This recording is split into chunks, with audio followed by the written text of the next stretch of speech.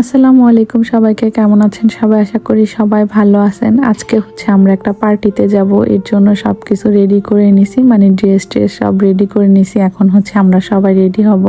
সকালে ঘুম থেকে উঠেই কিন্তু সব কিছু রেডি করে নিছি, নাস্তাও করা হয় নাই, কারণ দুপুরে যেহেতু দাওয়াত, আর ঘুম থেকে উঠতে উঠতে আমাদের 11টার মতো বেজে গেছে।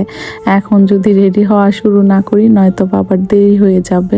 আর এই ব্যাগটা ওই দিন আমি ভাইয়ের সাথে গেছিলাম, তখন আনছিলাম, অনেকে দেখতে চাইছিলেন, তার জন্য দেখাই দিলাম। ব্যাগটা কেমন হয়েছে? আসলে এই ব্যাগটা নেওয়ার আমার তেমন কোনো ইচ্ছা ছিল না, আমি এমনিতেই দেখতেছিলাম, তো আমার ভাই মনে করছে আমার মনে হয় পছন্দ হয়েছে, এর জন্য নিয়ে দিছে। সত্যি বলতে এই ধরনের ব্যাগগুলো আমার কাছে অনেক ভালো লাগে, আর আপনারা আমার ব্যাগগুলা অনেক বেশি পছন্দ করেন। আসলে বাংলাদেশ থেকে আমার তেমন কোনো ব্যাগ কেনা হয় না, সব বাহির থেকেই নেওয়া হয়। এর জন্য অনেকে পেজ জিজ্ঞেস করলে আমি বলতে পারি না, কারণ আমি কোনো পেজ থেকে কখনো ব্যাগ কিনি না। তারপরে তো আমরা রেডি হয়ে গেছি, এখন বের হয়ে যাব।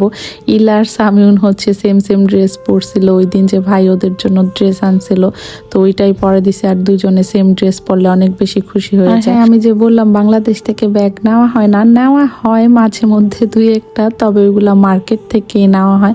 যেমন আসার সময়তে ব্যাগটা নিছিলাম, ওইটার তো কাহিনী আপনাদেরকে বলছি। ব্যাগের কথা বলতে বলতে এদিকে আমার আপুর ব্যাগ পড়ে গেছে, তো এইটা আমি আবার উঠাই দিলাম।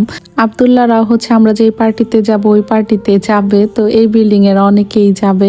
তারপরে তো আমরা পার্টি থেকে কিন্তু চলে আসছি। ওইখানে গিয়ে আসলে আমি ভিডিও করি না, কারণ ওই জায়গায় অনেকেই আছে যারা পর্দা করে। আমি যদি ওদেরকেও ভিডিও করতে যাই, কোন চিপা চাপা দিয়ে কারে দেখা যাইব, পরে আবার সমস্যা, যে কারণে করি না। এখানে ইলা ঘুমায় গেছিল।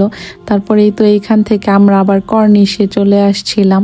এখানে আসছে সবাই মিলে ঘুরবে একটু, এর জন্য। তবে আসার পরে বেশিক্ষণ বসা হয় নাই, এত বাতাস ছিল। রোদ ছিল ঠিক আছে, তবে বাতাসে ঠান্ডা লাগতেছিল, এর জন্য আমরা বাসায় চলে আসছি। আসার সময় এইদিকে রস থেকে, মানে দোকানের নামটা রস, এখানে অনেক ভালো ভালো মিষ্টি দেশের মতো পাওয়া যায়, অনেক কিছুই।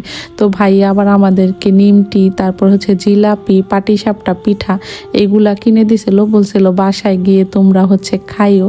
আর রাতে আরেক আপুদের বাসায় দাওয়াত আছে, রুমা আপুদের বাসায়, তো ওই বাসায় আবার যাব রাতে খাইতে। সবাই মিলে একসাথে ডিনার করব, সবাই একসাথে নর্মাল খাবার খাবে বলছে, ডাল, আলু ভর্তা, তারপর ইলিশ মাছ ভোনা, হাঁসের মাংস ভোনা, এগুলা সব হোটেল থেকে রান্না করে আনছিল। আপু শুধু বাসায় টক আর ভাত রান্না করছিল। এখানে ইরহাম, তারপরে সব বাচ্চারা একসাথে খেলতেছিল।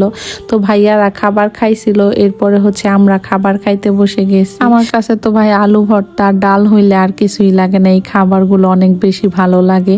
ভর্তা ভাত হইলেই চলে, আমি তো কোনো মাছ মাংস কিছুই নেই, শুধু আলু ভর্তা ডাল দিয়ে খাওয়া শেষ করে ফেলছি। তারপরেই তো এখন আমরা বাসায় চলে যাইতেছি। তো আজ এ পর্যন্ত, এই কথা অন্য কোনো ভিডিওতে। সবাই ভালো থাকবেন, আল্লাহ হাফেজ, আসসালামু আলাইকুম।